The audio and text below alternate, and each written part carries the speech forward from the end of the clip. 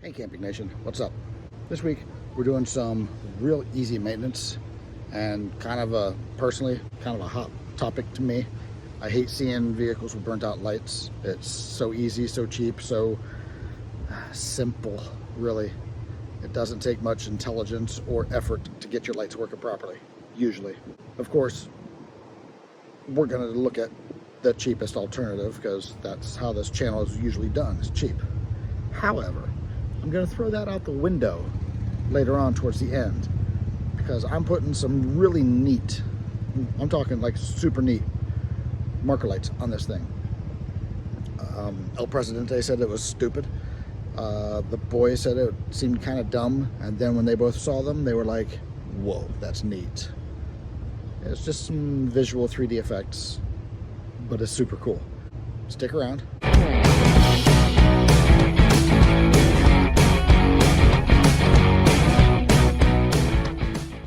First of all, we gotta get the lights turned on the trailer.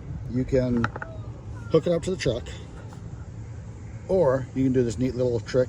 I guess they call them hacks these days. What you do is you go up to the front and you grab your 7-way connector light harness. Of course, you know this plugs into the back of your truck. Now, see this right here? That's what lines it up and plugs it in properly, right?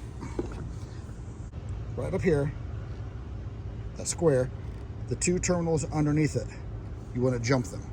Use a 5 amp fuse, 10 amp fuse, whatever, or I use a circuit breaker. I can't remember what size this is. I think it's a 10 amp, but basically this is the same as a fuse except that it resets. You just take it and you shove it in there and it stays in those 2 terminals, right? Well, you see, I'm not hooked up to the truck, right? It's lit up. And that's how we do it for testing, for troubleshooting purposes. So now the lights are on, let's go see what's going on. As far as tools, all you need is a flathead screwdriver like this. The smaller the better. You don't need this long shaft on this one. You can use the little ones that you use for tuning carburetors or for changing out the wall plates on your outlets at home. You can just use those, but that's all you need. You can use a steak knife if you need to. Don't let your El Presidente know. Mine already knows better.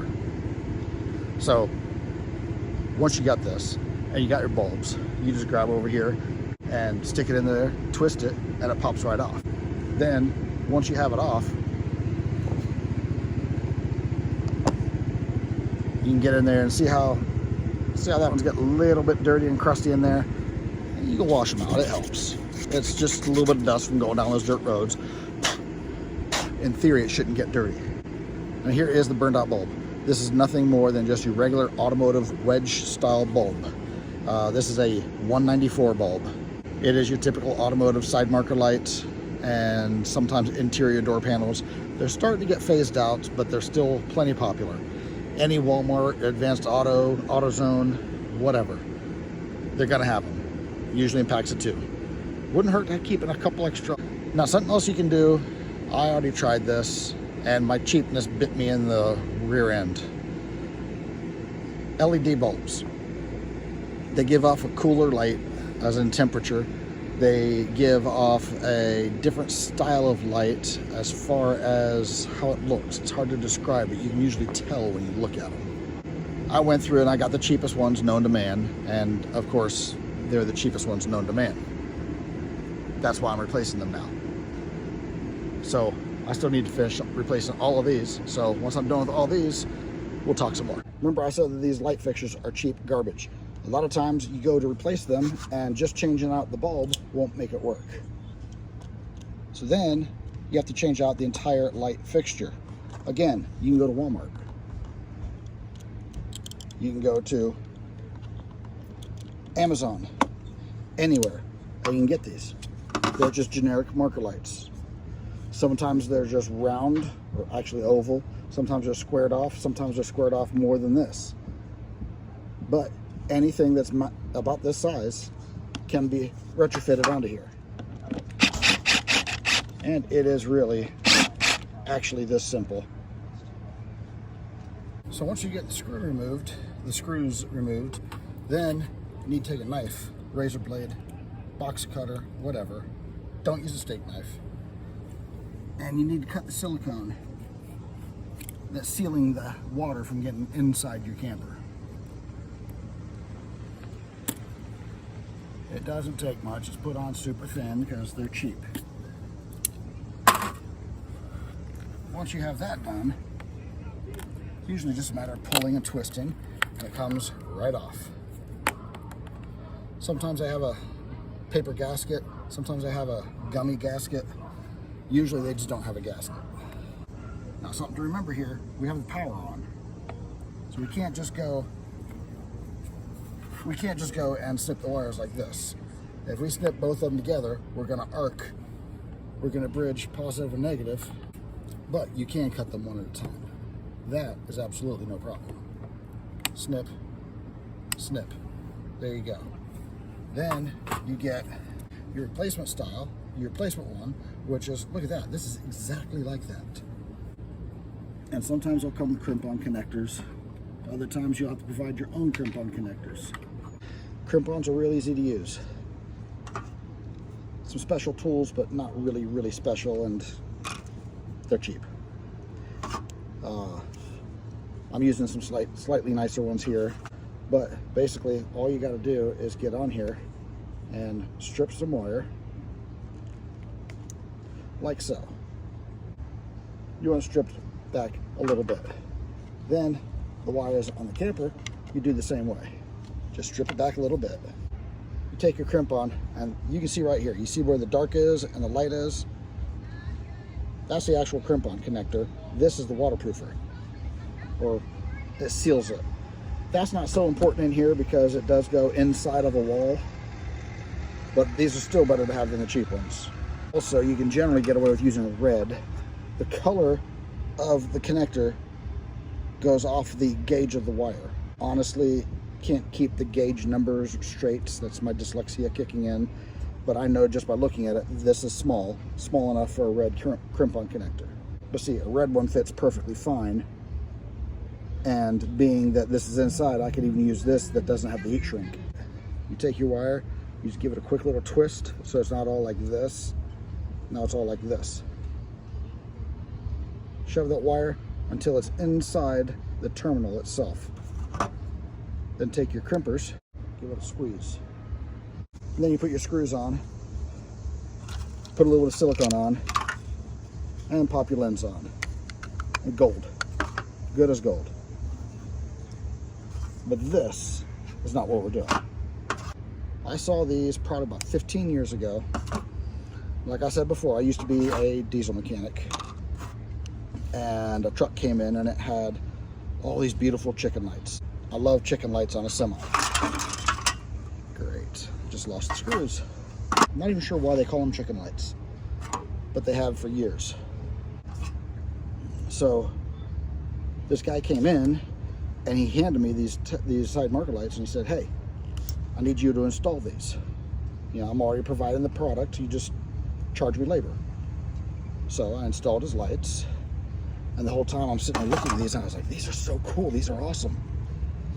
So then it took me a while to find where I could find them, and they have since stopped carrying them because they're so expensive, nobody wants them. And on top of that, if you want to split hairs, they're not legal. Your side marker lights have to reflect light.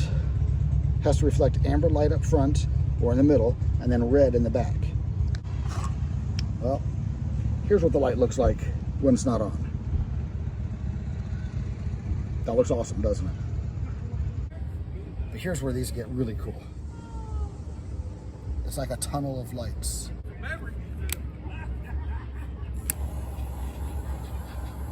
Now, as you see with this, you can use a Bic lighter, you can use a heat gun, you can even use a hair dryer if you've got a lot of time. But all of that is actually heat shrink. You put some heat on it, it shrinks and it becomes watertight. That works really good underneath the bumper, or you know, anywhere on the outside of a truck or anywhere on the outside of a camper. Because something else it does also help with the physical connection, or at least the strength. Because not only are you crimped on, but you're also squeezed on and melted. and that helps hold it from being tugged apart also. And again, it's just a little crimp.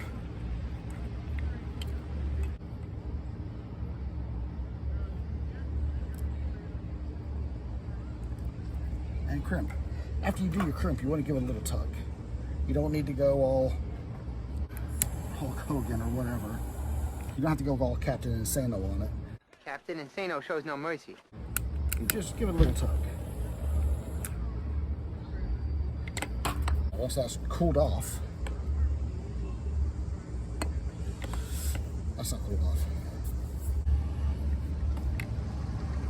There. Now that it's cooled down, you take and you just stuff it all back up in there. Hold on, wait, stop. First, you gotta get rid of all this garbage here.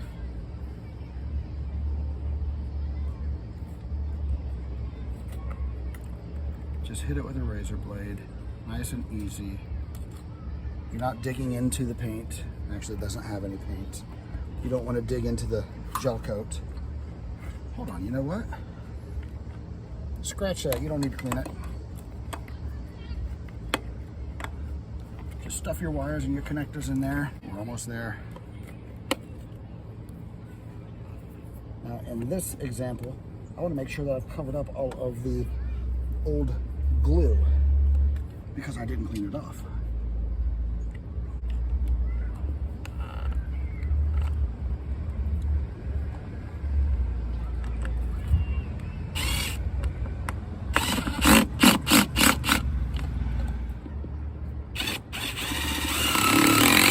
And this is what all this is for. This looks better in person, trust me. And then when you turn the lights off, it's just chrome. Just plain old chrome and some crap that I gotta get off there.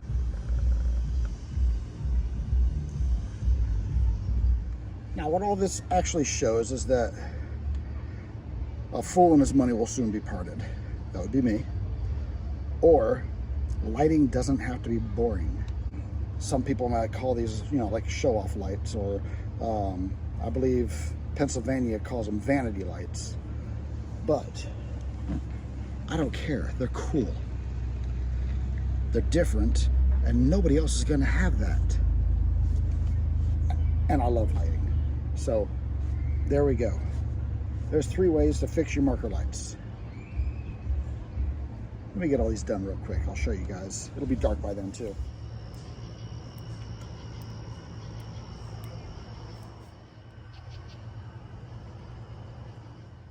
Okay, it's the next day. I end up having to trim this down because of the space between here and here. So I cut that down. I filled that with silicone with RTV, and you can see the tunnel effect and the reflections. These things are just so cool. Not even funny.